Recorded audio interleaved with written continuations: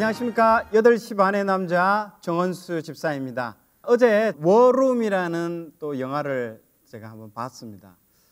지금 이럴 때 꼭 필요한 어떤 영화가 아닌가 싶더라고요. 크리오 채플도 기도의 어떤 문들이 닫혀 있고 마음 놓고 기도할 수 있는 공간들이 없는데요.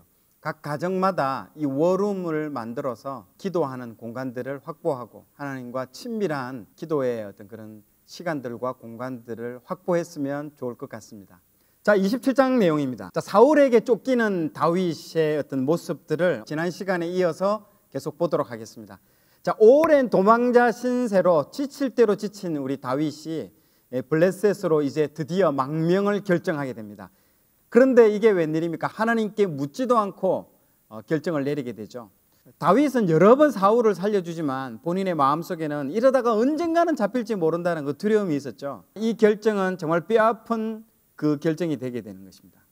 자, 우리도 이럴 때가 있죠. 모든 결정은 정말 평강 가운데 여러분 결정해야 됩니다. 조급하거나 불안한 마음 가운데 한 결정은 반드시 나중에 문제가 생기게 되죠. 만약 지금 여러분 지금 중요한 결정을 앞두고 있는 분이 계시다면 불안하거나 조급하면 결정을 미루는 것이 제일 좋은 선택인 것입니다. 가드는 지난번에 한번 갔던 곳입니다. 다윗이 한번 가서 정말 속된 말로 시급하고 나왔던 어떤 장소죠. 그런데 잘못된 곳을 알면서도 또 가는 다윗을 오늘 보게 됩니다. 지금 상황이 얼마나 다급한지를 보여주는 것이죠. 지금 화살표 방향 보십시오. 화살표가 막 이리저리 막 되어 있는 것들도 다윗의 지금 심정 얼마나 다급하고 위기 상황인가를 보여줄 수도 있습니다. 자, 27장 배경은 갈멜에서 아비가일을 만나고 쉽으로 이동해서 사울을 피하고 모든 것을 정리하고 시글락으로 피신한 다윗의 이야기입니다. 갈멜에서 12번, 쉽에서 13번, 가드에서 14번 숫자가 지금 나와 있죠. 그리고 시글락에서 정착했다고 있는 이 이동 경로 순서를 27장에서 아마 읽게 될 것입니다. 자, 다윗은 가드왕 아기스에게 자신을 의탁합니다. 일단은 살고 봐야 되겠다는 마음이 강한 것이죠. 다윗이 아기스에 간 것은 다른 관점으로도 볼 수 있습니다. 사무엘상 21장에도 다윗이 가드왕 아기스에게 도망간 이야기가 나오는데요. 이때도 다윗은 사울이 무서워서 도망갔죠. 그때는 다윗 혼자였습니다. 자기 목숨을 지키려고 사울을 피해 아기스에게 도망간 것이죠. 하지만 사무엘상 이 27장에 나오는 다윗은 자기 목숨 하나 부지하려고 가드왕 아기스에게 도망친 게 아닙니다. 그때 다윗은 혼자가 아니었어요. 다윗 주변에 사람들이 모여들었습니다. 이미 다윗은 600명 정도의 무리가 되는 대장이 되었습니다. 가족들을 다 합치면 아마 수천 명이 넘었을 것입니다. 다윗은 지도자이기 때문에 자기를 따르는 자들의 그 생명을 지킬 의무가 있었습니다. 그 이유 때문에 다시 가드왕 아기스에게 망명했다고 생각이 됩니다. 물론 하나님을 믿지 못한 잘못된 선택이기도 하지만 말이죠. 사무엘상 27장 1절부터 7절까지의 내용을 통독해 보도록 하겠습니다. 제27장. 다윗이 그 마음에 생각하기를 내가 후일에는 사울의 손에 붙잡히리니 블레셋 사람들의 땅으로 피하여 들어가는 것이 좋으리로다. 사울이 이스라엘 온 영토 내에서 다시 나를 찾다가 단명하리니 내가 그의 손에서 벗어나리라. 다윗이 일어나 함께 있는 사람 600명과 더불어 가드왕 마옥의 아들 아기스에게로 건너가니라. 다윗과 그의 사람들이 저마다 가족을 거느리고 가드에서 아기스와 동거하였는데 다윗이 그의 두 아내 이스라엘 여자 아히노함과 나발의 아내였던 갈멜 여자 아비가일과 함께 하였더니 다윗이 가드에 도망한 것을 어떤 사람이 사울에게 전하매 사울이 다시는 그를 수색하지 아니하니라. 다윗이 아기스에게 이르되 바라건대 내가 당신께 은혜를 입었다면 지방 성읍 가운데 한 곳을 내게 주어 내가 살게 하소서. 당신의 종이 어찌 당신과 함께 왕도에 살리이까. 아기스가 그날에 시글락을 그에게 주었으므로 시글락이 오늘까지 유다 왕에게 속하니라. 다윗이 블레셋 사람들의 지방에 산 날 수는 1년 4개월이었더라. 아멘. 사무엘상 27장 8절에서 12절 내용입니다. 자, 다윗이 가드왕 아기스가 준 시글락에 머물면서 이스라엘을 공격한 게 아니라 이스라엘의 원수들을 공격하는 내용이 여기 이 장면에 나옵니다. 한마디로 다윗이 가드왕 아기스를 속인 것입니다. 다윗과 그 무리들이 시글락에 머물면서 여러 지역들을 습격했는데요. 특히 이스라엘의 대적인 아말렉 사람들을 습격했고 남녀를 가리지 않고 한 사람도 살려두지 않습니다. 다 죽이고 양과 소와 나귀와 낙태와 옷을 전리품으로 가지고 아기스에게 돌아오게 됩니다. 돌아오면 아기스 왕은 다윗 오늘은 어디를 습격하였어? 라고 묻게 되는 것이죠. 그럴 때마다 다윗은 유다의 남쪽 지역 그리고 개인 족속의 남쪽 지역을 습격했다고 거짓말합니다. 이건 사실이 아닌 것이죠. 다윗은 블레셋 사람의 그 지역에 거주하는 동안 언제나 이런 식으로 처신했습니다. 물론 이 아기스가 이 사실을 알게 되면 다윗은 죽을 수밖에 없게 되는 것이죠. 그런데 아기스는 다윗의 말을 철떡같이 믿게 됩니다. 아기스는 다윗이 자기 백성 이스라엘에게 그렇게 나쁜 짓을 했으니 그가 영원히 자기 종이 될 거라고 착각하고 있어요. 다윗은 절대 아기스의 종이 될 인물이 아닙니다. 다윗이 아무리 힘들어도 가드 왕 아기스의 도움을 받아 사울을 이길 생각은 절대 하지 않죠. 다윗을 죽이려고 추격하는 사울이 아무리 무서워도 가드 왕 아기스 편이 될 마음은 추호도 없었습니다. 아무리 힘들어도 가드 왕 아기스의 신임을 얻어서 뭔가 해보려는 그 블레셋 땅으로 간 것이 아니죠. 가드 왕 아기스는 다윗을 몰라도 정말 한참 모르는 것이죠. 자, 8절에서 12절까지 내용 통독 계속해서 읽도록 하겠습니다. 다윗과 그의 사람들이 올라가서 그술 사람과 기르스 사람과 아말렉 사람을 침노하였으니 그들은 옛적부터 술과 애굽 땅으로 지나가는 지방의 주민이라. 다윗이 그 땅을 쳐서 남녀를 살려두지 아니하고 양과 소와 나귀와 낙타와 의복을 빼앗아 가지고 돌아와 아기스에게 이르매 아기스가 이르되 너희가 오늘은 누구를 침노하였느냐? 다윗이 이르되 유다 네겝과 여라무엘 사람의 네겝과 겐 사람의 네겝이니이다. 다윗이 그 남녀를 살려서 가드로 데려가지 아니한 것은 그의 생각에 그들이 우리에게 대하여 이르기를 다윗이 행한 일이 이러하니라 하여 블레셋 사람들의 지방에 거주하는 동안에 이같이 행하는 습관이 있었다 할까 두려워함이었더라. 아기스가 다윗을 믿고 말하기를 다윗이 자기 백성 이스라엘에게 심히 미움을 받게 되었으니 그는 영원히 내 부하가 되리라 하고 생각하니라. 아멘. 우리 27장에서 주는 교훈은요, 정말 가드 왕 아기스도 다윗에 대해 정말 잘 모르고 있다라고 생각이 됩니다. 그리고 다윗도 아기스에 대해서 잘못 생각하고 있었던 것이죠. 정말 오직 하나님의 생각만 옳다는 것이죠. 아기스의 생각도 다윗의 생각도 다 틀렸습니다. 아기스는 결코 믿을 수 있는 대상이 아닌 것이죠. 27장을 통해서 주시는 교훈은 바로 이것입니다. 오직 하나님만이 다윗이 믿을 수 있는 유일한 분이시라는 것이죠.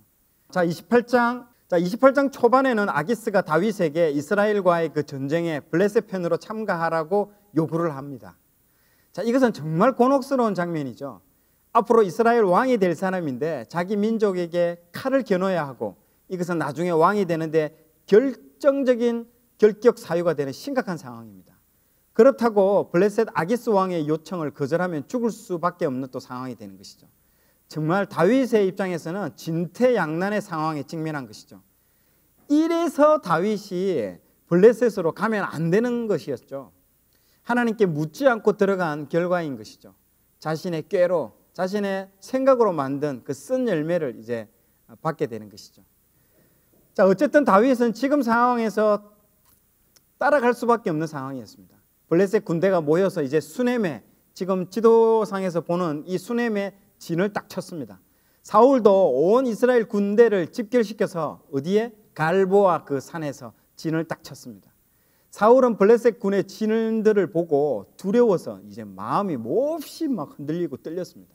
사울이 여호와께 물었으나 여호와께서는 그 어떤 답도 그에게 대답해 주지 않으셨습니다. 그래서 사울은 자기 신하들에게 여자 무당을 한 사람 있는지 한번 찾아보라고 명령했습니다. 사울이 직접 그 여인을 찾아가서 물어볼 게 있다면서요. 사울의 신하들이 그에게 엔돌을, 지금 그 지도상의 맨 상단 맨 위에 있는 그 엔돌이 있죠.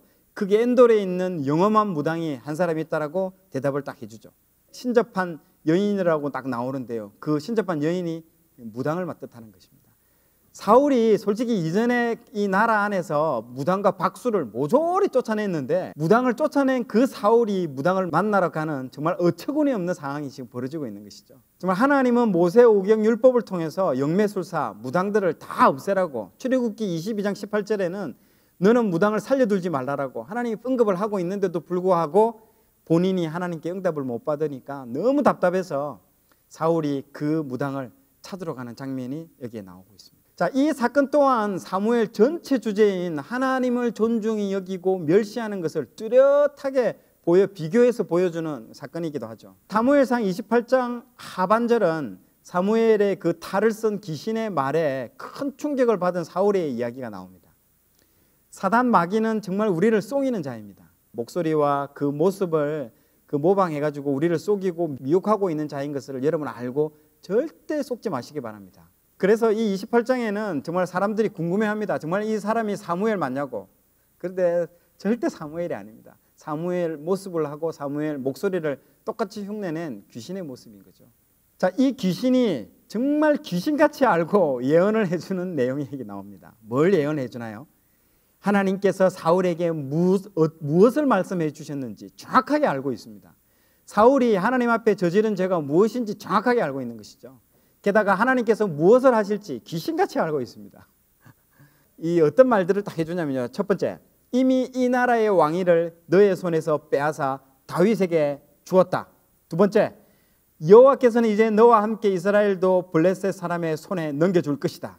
세 번째, 너는 내일 내 자식들과 함께 죽게 될 것이다. 그리고 네 번째, 여호와께서는 이스라엘 군대도 블레셋 사람의 손에 넘겨줄 것이라는 이 네 가지 예언을 하게 되는 것이죠. 이 말을 들은 사울은 먹지도 않고 정말 충격에 빠지게 되는 것이죠. 28장 내용들을 한번 통독해 보도록 하겠습니다. 제28장. 그때 블레셋 사람들이 이스라엘과 싸우려고 군대를 모집한지라. 아기스가 다윗에게 이르되 너는 밝히 알라. 너와 네 사람들이 나와 함께 나가서 군대에 참가할 것이니라. 그러면 당신의 종이 행할 바를 아시리이다. 그러면 내가 너를 영원히 내 머리 지키는 자를 삼으리라. 사무엘이 죽었으므로 온 이스라엘이 그를 두고 슬피 울며 그의 고향 라마에 장사하였고 사울은 신접한 자와 박수를 그 땅에서 쫓아내었더라. 블레셋 사람들이 모여 수넴에 이르러 진침해 사울이 온 이스라엘을 모아 길보아에 진치었더니 사울이 블레셋 사람들의 군대를 보고 두려워서 그의 마음이 크게 떨린지라. 사울이 여호와께 묻자오되 여호와께서 꿈으로도 우림으로도 선지자로도 그에게 대답하지 아니하시므로 사울이 그의 신하들에게 이르되 나를 위하여 신접한 여인을 찾으라. 내가 그리로 가서 그에게 물으리라. 그의 신하들이 그에게 이르되 보소서, 엔돌에 신접한 여인이 있나이다. 사울이 다른 옷을 입어 변장하고 두 사람과 함께 갈새 그들이 밤에 그 여인에게 이르러서는 사울이 이르되 청하노니 나를 위하여 신접한 술법으로 내가 네게 말하는 사람을 불러올리라. 내가 사울이 행한 일 곧 그가 신접한 자와 박수를 이 땅에서 멸절시켰음을 아나니 내가 어찌하여 내 생명의 올무를 놓아 나를 죽게 하려느냐. 사울이 여호와의 이름으로 그에게 맹세하여 이르되 여호와께서 살아계심을 두고 맹세하노니 내가 이 일로는 벌을 당하지 아니하리라. 내가 누구를 내게로 불러올리랴. 사무엘을 불러올리라. 여인이 사무엘을 보고 큰 소리로 외치며 사울에게 말하여 이르되 당신이 어찌하여 나를 속이셨나이까. 당신이 사울이시니이다. 두려워하지 말라. 내가 무엇을 보았느냐. 내가 영이 땅에서 올라오는 것을 보았나이다. 그의 모양이 어떠하냐. 한 노인이 올라오는데 그가 겉옷을 입었나이다. 사울이 그가 사무엘인 줄 알고 그의 얼굴을 땅에 대고 절하니라. 사무엘이 사울에게 이르되 내가 어찌하여 나를 불러올려서 나를 성가시게 하느냐. 나는 심히 다급한 이이다. 블레셋 사람들은 나를 향하여 군대를 일으켰고 하나님은 나를 떠나서 다시는 선지자로도 꿈으로도 내게 대답하지 아니하시기로 내가 행할 일을 알아보려고 당신을 불러 올렸나이다. 여호와께서 너를 떠나 내 대적이 되셨거늘 내가 어찌하여 내게 묻느냐. 여호와께서 나를 통하여 말씀하신 대로 내게 행하사 나라를 내 손에서 떼어 내 이웃 다윗에게 주셨느니라. 내가 여호와의 목소리를 순종하지 아니하고 그의 진노를 아말렉에게 쏟지 아니하였으므로 여호와께서 오늘 이 일을 내게 행하셨고 여호와께서 이스라엘을 너와 함께 블레셋 사람들의 손에 넘기시리니 내일 너와 네 아들들이 나와 함께 있으리라. 여호와께서 또 이스라엘 군대를 블레셋 사람들의 손에 넘기시리라.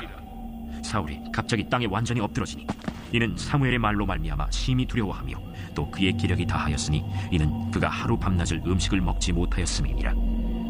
그 여인이 사울에게 이르러 그가 심히 고통당함을 보고 그에게 이르되 여종이 왕의 말씀을 듣고 내 생명을 아끼지 아니하고 왕이 내게 이르신 말씀을 순종하여 싸우니 그런즉 청하건대 이제 당신도 여종의 말을 들으사 내가 왕 앞에 한 조각 떡을 드리게 하시고 왕은 잡수시고 길 가실 때에 기력을 얻으소서 하니 사울이 거절하여 이르되 내가 먹지 아니하겠노라. 그의 신하들과 여인이 강권하며 그들의 말을 듣고 땅에서 일어나 침상에 앉으니라. 여인의 집에 살찐 송아지가 있으므로 그것을 급히 잡고 가루를 가져다가 뭉쳐 무교병을 만들고 구워서 사울 앞에와 그의 신하들 앞에 내놓으니 그들이 먹고 일어나서 그 밤에 가니라. 아멘. 여러분들 방금 읽었던 28장 6절을 한번 성경을 한번 펴서 한번 보시기 바랍니다. 사울이 기도를 하고 물었는데도 하나님이 아무런 응답을 안 할 때에 28장 6절에 꿈으로도 우림으로도 대답하지 않겠다라고 말하는 내용이 나오게 됩니다. 이제 여기서 우림이라는 게 무엇인지 여러분들 잘 모르시는 분들이 있어가지고요. 별도로 지금 설명을 좀 하도록 하겠습니다. 이 우림은 지금 보고 계시는 이 바둑돌 모양으로 생긴 이게 우림과 둠밈입니다. 하나님께서 숨은 일을 빛으로 드러내시고 공정하게 재판하신다라는 뜻이고요. 우림은 빛이라는 뜻이고요. 둠밈은 완전이라는 뜻입니다. 그래서 거룩한 제비, 하나님의 뜻을 분별할 때, 판별할 때에 이것을 사용합니다. 어떤 식으로 판별하느냐 하면요. 지금 대제사장의 예복이 있는데 저기 동그랗게 지금 빨간색으로 지금 표시되어 있는 그 동그랗게 되어 있는 흉패 안에다가 그 바둑돌 모양의 그 두 개를 그 흉패 안에다 넣습니다. 그래서 그리고 난 이후에 하나님께 기도하고 만약에 블레셋하고 전쟁을 한다 하면 하나님 이 블레셋과 전투에 나아가리까 그냥 기다릴까 이렇게 하나님께 기도하고 손을 여기 흉패 안에다가 집어넣어서 그 바둑돌 둘 중에 하나를 딱 꺼내는 겁니다. 그러면 하나님께서 그것을 물어보고 예 아니요로 결정되는 그런 부분인 것이죠. 자, 그래서 이런 우림과 둠밈은 하나님께서 여러 번 사용해라고 한 모세오경에 한 3-4번 정도 나옵니다. 여러 번 언급됩니다. 이것을 적극적으로 사용하라고 하나님께서 언급을 하죠. 신약에 가서는 제비를 뽑는 거라든지 이런 것들이 다 이 우림과 둠밈으로부터 근거가 됐다라고 여러분들이 이해하시면 됩니다. 그리고 이 우림과 둠밈은 지금 그 예일 대학교, 미국 그 세계적인 명문 대학교죠. 이 예일 대학교 문양에 보시면 우림과 둠밈으로 되어 있습니다. 실제 이 히브리어는 오른쪽에서부터 왼쪽으로 읽기 때문에 우림이 오른쪽에 먼저 있고요. 왼쪽이 둠밈으로 되어 있습니다. 실제 여러분들 그 미국의 지금 명문대 하버드, 예일, 프린스턴 이런 대학교들은 다 처음 출발이 성직자를 양성하기 위해서 만든 대학교들입니다. 여러분들 참고하시면 될 것 같습니다. 자, 다음 29장입니다. 자, 블레셋은 큰 군대를 소집하고 다윗도 이제 이 전쟁에 참여시켜서 아벡까지 와서 이제 집결하게 됩니다. 정말 일촉즉발의 어떤 그런 상황입니다. 이스라엘도 이스라엘 샘 곁에 진을 치고 대치하는 국면들을 나타내고 있죠. 사무엘상 29장은 가드왕 아기스가 다윗을 자기의 부하로 그리고 이스라엘과의 전쟁에 참여시키려고 이제 했지만은 블레셋 지휘관들의 어떤 반대가 이제 일어나게 되는 것이죠. 다윗을 이스라엘과의 전쟁에 절대로 참가시킬 수 없다라는 것들이 이 아기스 왕의 그 부하들의 어떤 공통된 의견들입니다. 블레셋과 이스라엘 전투에 이스라엘 사람 다윗이 전투에 참여했다는 것은 너무 위험하다는 거죠. 다윗이 갑자기 마음을 바꿔서 이스라엘과 딱 손을 잡고 블레셋을 공격하면 큰일 납니다.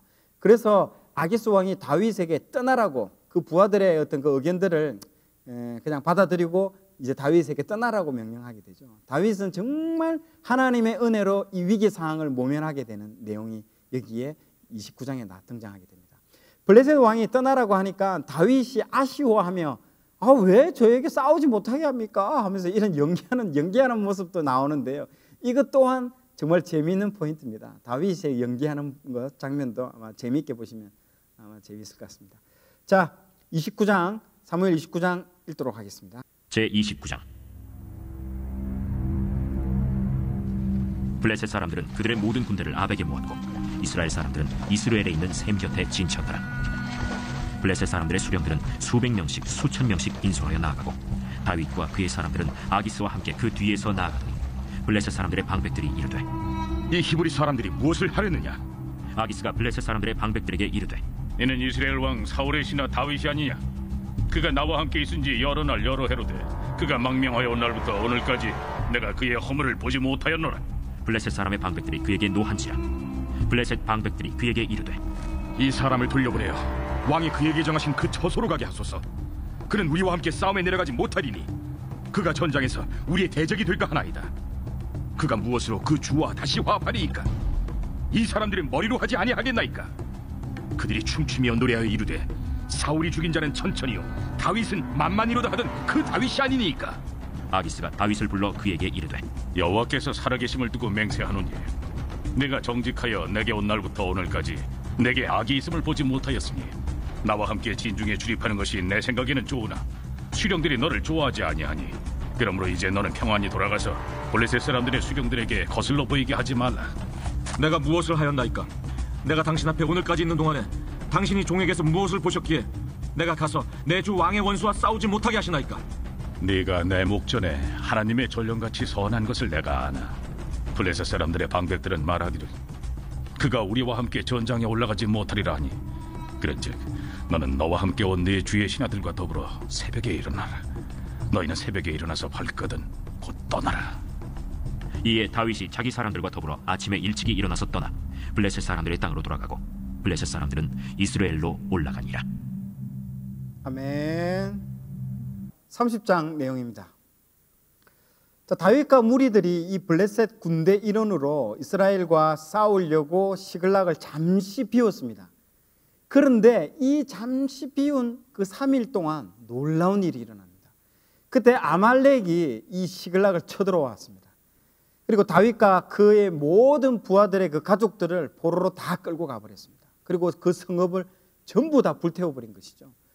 지금 여러분 보고 계시는 그 지도상에 보시면 아랫부분에 아말렉이라고 적혀져 있죠. 아말렉이 어디까지 쳐들어왔냐면 이 시글락, 네모를 쳐져 있는 이 시글락에 급습을 합니다. 급습을 해서 그 자기들의 부하들을, 그 부하들의 가족들. 그러니까 3일 동안 이 지금 다윗은 전투하러 지금 아까 지금 여기 전투하러 위로 이스라엘과 전투하기 위해서 위로 올라가 있는 상태죠. 그래서 지금 이 문제가 발생하게 됩니다.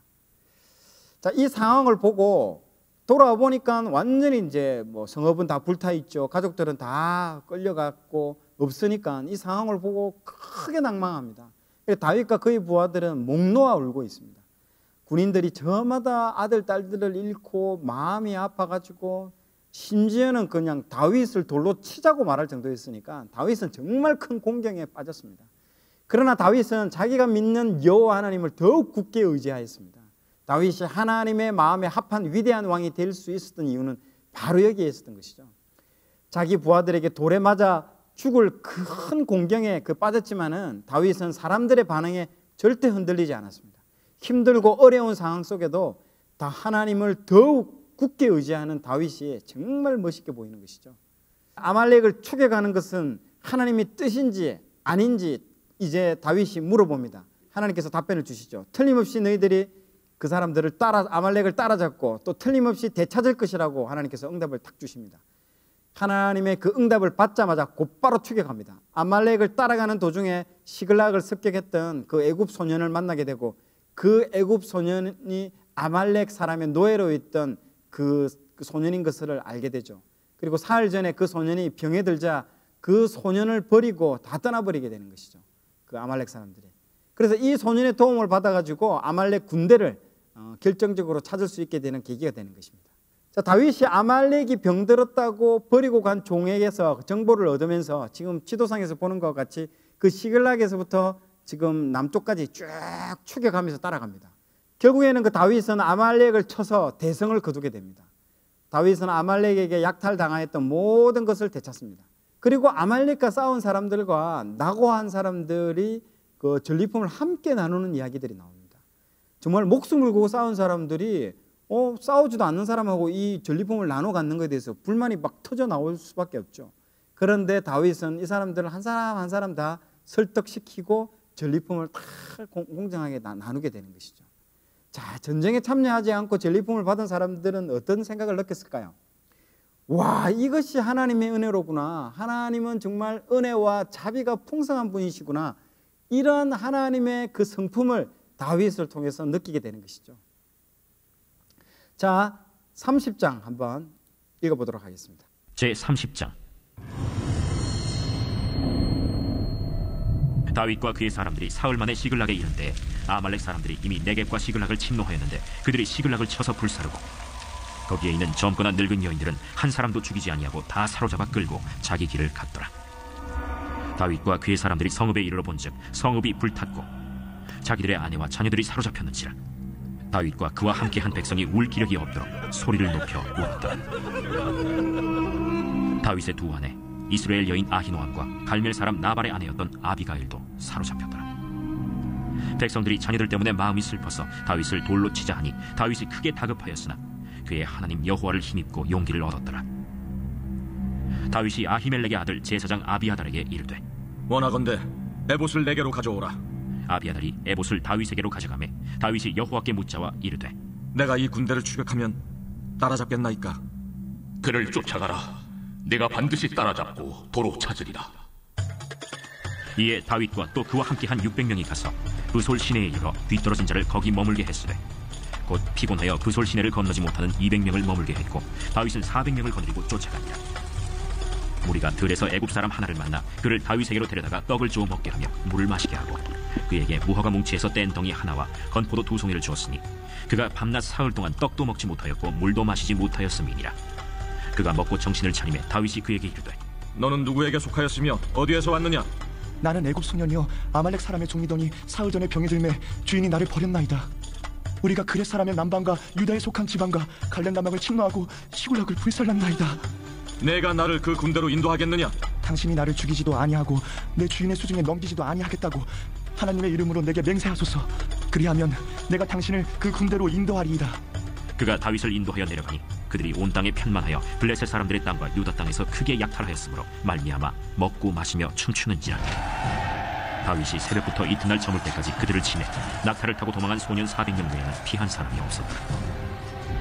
다윗이 아말렉 사람들이 빼앗아갔던 모든 것을 도로 찾고 그의 두 아내를 구원하였고 그들이 약탈하였던 것 곧 무리의 자녀들이나 빼앗겼던 것은 크고 작은 것을 막론하고 아무것도 잃은 것이 없이 모두 다윗이 도로 찾아왔고 다윗이 또 양떼와 소떼를 다 되찾았더니 무리가 그 가축들을 앞에 몰고 가며 이르되 이는 다윗의 전리품이라. 다윗이 전에 피곤하여 능히 자기를 따르지 못하므로 브솔 시내에 머물게 한 200명에게 오매 그들이 다윗과 그와 함께한 백성을 영접하러 나오는지라. 다윗이 그 백성에게 이르러 문안하매 다윗과 함께 갔던 자들 가운데 악한 자와 불량배들이 다 이르되 그들이 우리와 함께 가지 아니하였은즉 우리가 도로 찾은 물건은 무엇이든지 그들에게 주지 말고 각자의 처자만 데리고 떠나가게 하라.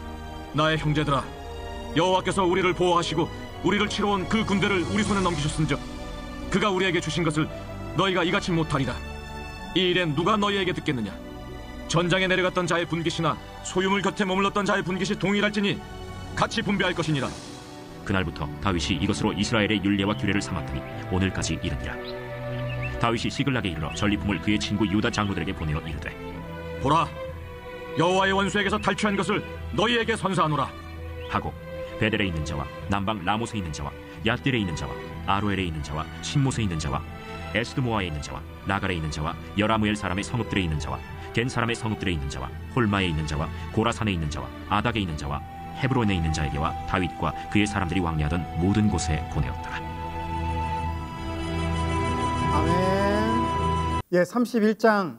자, 사무엘상 31장은 이제 마지막 사무엘상을 대단원의 막을 내리는 마지막 장입니다. 정말 여기 이 31장은 사울과 요나단이 블레셋과 전쟁에서 죽는 이야기들이 여기에 나오게 됩니다. 그리고 동시에 길르앗 야베스 사람들이 사울과 요나단의 그 시체를 찾아서 매장한 아름다운 감동적인 이야기도 동시에 등장하게 되는 것이죠. 사울은 블레셋과 전투에서 최후를 맞이하게 됩니다. 정말 인본주의 왕의 끝이 어떤지를 잘 보여주는 장면인데요. 정말 이 사울이 마지막으로 죽는 장면도 정말 인간적이고 인본주의적인 모습들을 보여주고 있습니다. 자, 사무엘상에서는요, 주인공 다윗의 이야기도 재밌지만요, 이런 조연들의 역할이 더 감동을 줍니다. 좋은 드라마나 영화를 우리가 보게 되면 정말 이 주인공을 받쳐주는 조연들의 역할이 엄청 중요합니다. 사무엘상에서는요, 요나단과 길르앗 야베스 용사들이 정말 감동적인 장면들을 연출해내고 있습니다. 요나단은 다윗과의 우정으로 유명하지만 이 길르앗 야베스도 우리에게 큰 감동을 줍니다. 이 이야기를 알려면 그 사무엘상 초반에 나오는 그 스토리를 알아야 됩니다. 자, 사무엘상 11장 초반절에 보면 사울이 당시 성령에 충만하여서 이 기도상으로 보면 암몬의 공격을 받던 그 길르앗 야베스 사람들을 구원해주는 이야기가 딱 등장합니다. 블레셋 군인들이 그 사울의 갑옷을 아스타롯의 신전에 보관하고 사울의 시신을 벳산 성벽에 딱 매달아 두었습니다. 길르앗 야베스의 그 주민들은 블레셋 사람들이 사울에게 한 일을 전해 들은 것이죠. 그래서 그들은 사울이 베푼 은혜를 기억하고 길르앗 야베스 사람들이 특공대를 구성해서 목숨을 걸고 적진을 뚫고 들어가서 사울의 시신을 거두어서 장사를 지내주옵니다. 정말 은혜를 갚은 아름다운 이야기가 여기에 등장하는 것이죠. 자, 사무엘상 31장 이야기들을 한번 읽도록 하겠습니다. 제 31장. 블레셋 사람들이 이스라엘을 침해 이스라엘 사람들이 블레셋 사람들 앞에서 도망하여 길보아 산에서 엎드러져 죽으니라. 블레셋 사람들이 사울과 그의 아들들을 추격하여 사울의 아들 요나단과 아비나답과 말기수아를 죽이니라. 사울이 패전함에 활 쏘는 자가 따라잡니 사울이 그 활 쏘는 자에게 중상을 입은지라. 그가 무기를 든 자에게 이르되 내 칼을 베어 그것으로 나를 찌르라. 할례받지 않은 자들이 와서 나를 찌르고 모욕할까 두려워하노라. 무기를 든 자가 심히 두려워하여 감히 행하지 아니하는지라. 이에 사울이 자기의 칼을 뽑아서 그 위에 엎드러지매 무기를 든 자가 사울이 죽음을 보고 자기도 자기 칼 위에 엎드러져 그와 함께 죽으니라. 사울과 그의 세 아들과 무기를 든 자와 그 외 모든 사람이 다 그날에 함께 죽었더라. 골짜기 저쪽에 있는 이스라엘 사람과 요단 건너쪽에 있는 자들이 이스라엘 사람들이 도망한 것과 사울과 그의 아들들이 죽었음을 보고 성읍들을 버리고 도망하매 블레셋 사람들이 이르러 거기에서 사니라. 그 이튿날 블레셋 사람들이 죽은 자를 벗기러 왔다가 사울과 그의 세 아들이 길보아 산에서 죽은 것을 보고 사울의 머리를 베고 그의 갑옷을 벗기고 자기들의 신당과 백성에게 알리기 위하여 그것을 블레셋 사람들의 땅 사방에 보내고 그의 갑옷은 아스다롯의 집에 두고 그의 시체는 벳산 성벽에 못 박음에 길르앗 야베스 주민들이 블레셋 사람들이 사울에게 행한 일을 듣고 모든 장사들이 일어나 밤새도록 달려가서 사울의 시체와 그의 아들들의 시체를 벳산 성벽에서 내려가지고 야베스에 돌아가서 거기서 불사르고 그의 뼈를 가져다가 야베스 에셀 나무 아래에 장사하고 7일 동안 금식하였더라. 아멘. 예, 이제 그 전체 성경을 다 사무엘상 전체를 다 읽게 되는데, 여러분 성경을 한번 펴서 사무엘 그 상 마지막 절인 13절의 내용을 한번 보시기 바랍니다. 자, 사무엘상 마지막 장 마지막 절인 그 13절에 보면 그 길르앗 야베스 사람들이 그 사울의 시신을 거두어서 에셀 나무 아래에 묻어 주었다라는 내용이 나옵니다. 자, 에셀 나무는 사막과 같은 그 척박한 땅에서 그 잘 자라는 그 나무입니다. 이 나무는 모래나 염분이 많은 곳에서도 정말 잘 자라는데요. 그 이유는 뿌리를 깊게는 그 100m 정도 더 깊이 내려서 깊은 곳에서 물을 쭉 빨아들이고 흡수하게 되는 것이죠. 에셀 나무는 사막을 여행하는 나그네들에게 쉬어갈 수 있는 좋은 그늘을 제공해 주기도 합니다. 여러분, 그 에셀 나무의 그늘이 다른 나무의 그늘보다도 무려 10도 정도 더 시원하다고 합니다. 그 이유가 무엇인지 궁금하시죠? 에셀 나무의 잎이 공기 중에 수분을 쫙 흡수합니다. 그래서 새벽녘에는 다량의 이슬을 딱 이게 그 에셀 나무가 머금고 있는데요. 그래서 새벽녘에 에셀 나무의 잎이 맺힌 이슬은 딱 보기만 해도 너무나 아름답습니다. 그리고 에셀 나무의 잎이 수없이 머금고 있는 그 반짝이는 이슬 방울들이 한낮의 그 뜨거운 태양열에 의해서 서서히 증발하게 되는데요. 증발하게 되면서 그 증발에 의해서 열을 빼앗아 가버린답니다. 그래서 에셀 나무 밑에 그늘은 주변 그 나무 다른 나무에 비해서 무려 10도 정도 시원한 온도를 유지한다고 합니다. 저도 저기에 누워가지고 한번 꿀잠 한번 잡았으면 좋겠습니다. 예, 그래서 그 밑에 쉬고 있는 그 나그네의 모습은 유대인들에게 광야와 같은 인생에서 정말 참된 안식을 표현하는 그 상징이 된 것입니다. 그러므로 광야에서 에셀 나무가 상징하는 것은 최고의 안식처라는 뜻이기도 하죠. 에셀 나무는 그래서 아브라함과 사울 그 부분에서 또 많이 등장하는데요. 아브라함은 브엘세바에서 블레셋과 아비멜렉과 화친 조약을 딱 맺을 때에 이 에셀 나무를 심었다라는 그 사건이 딱 거기에 등장하게 됩니다. 그리고 에셀 나무가 그 지역 간의 경계로, 즉 블레셋과 그 이 아브라함에 살고 있는 그 지역을 나누는 그 경계로 또 사용되기도 하죠. 그리고 사울의 이야기에 특별히 이 에셀 나무가 많이 나옵니다. 사울이 그 있을 때 초반에도 이 에셀 나무가 많이 나오고 있고요. 이 사울을 또 묻게 되는 마지막 사울의 죽음을 길르앗 야베스 주민들이 묻은 것도 이 에셀 나무 아래에 묻게 되는 것이죠. 참 이 인연이 많습니다. 당시 그 사울이 있었던 그 당시에는 왕궁도 없었던 그 시대였습니다. 그래서 사울 왕 시대에 사울은 그 자신의 고향인 기브아에는 자생하지 않는 이 에셀 나무를 의도적으로 많이 심었습니다. 그래서 그 밑에서 왕이 쉬는 곳으로 중요한 장소를 의미하기도 합니다. 또 왕이 이스라엘을 다스리고 있었던 곳을 상징하는 곳이기도 하였습니다. 후에 다윗은 블레셋과의 전쟁에서 전사한 이 사울 왕의 유골이 길르앗 야베스의 에셀 나무 아래에 묻혀 있다는 것들을 찾아와서 이 이스라엘 왕으로서 정식으로 제대로 장사해 줬다라는 그 기록들도 나와 있습니다. 자, 드디어 우리는 사무엘상을 다 읽었습니다. 안타깝지만 이스라엘 초대 왕 사울이 비참하게 죽은 것으로 사무엘상이 끝을 맺습니다. 사울 왕만 죽은 게 아니죠. 그의 아들들도 같이 죽었고 그의 백성들도 많이 죽었습니다. 하나님께서 정말 하나님께 때를 써가지고 하나님의 뜻을 끊고 인간 왕을 세워달라고 요구한 이스라엘 백성들은 멘붕 상태입니다. 그들은 이스라엘의 왕이 세워졌는데도 왜 이런 일이 발생했을까요? 정말 그들은 이 사울 왕의 죽음을 보면서 여러 가지로 많은 고민을 했을 것입니다. 이스라엘 백성들은 하나님께서 기뻐하시는 진정한 왕은 누구인가? 정말 고민할 수밖에 없었던 것이죠. 사울이 진정한 왕인가? 다윗이 진정한 왕인가? 사무엘 하에서 또 계속 이어지게 되는 것입니다. 나누어 보세요. 왜 다윗은 가드왕 아기스에게 다시 찾아갔는가? 하나님보다 사람을 의지해서 여러분들이 어려움을 겪은 경험이 있다면 오늘 한번 나누어 보시고요. 두 번째, 사울 왕의 실패 원인이 무엇이었다고 여러분 생각합니까? 당신 삶에서 사울 왕과 같은 그런 실패의 경험이 있다면 한번 나눠 보시기 바랍니다. 오늘도 하나님의 그 기뻐하는 그 다윗 왕의 모습과 그리고 사울 왕의 인본주의 왕인 그 사울 왕의 결말, 그리고 또 새로운 그 시대가 열리는 그 서막을 알리는 것과 또 일어날 일들이 또 흥미진진한데요. 다음 시간 또 저 재밌는 내용으로 또 뵙도록 하겠습니다. 감사합니다.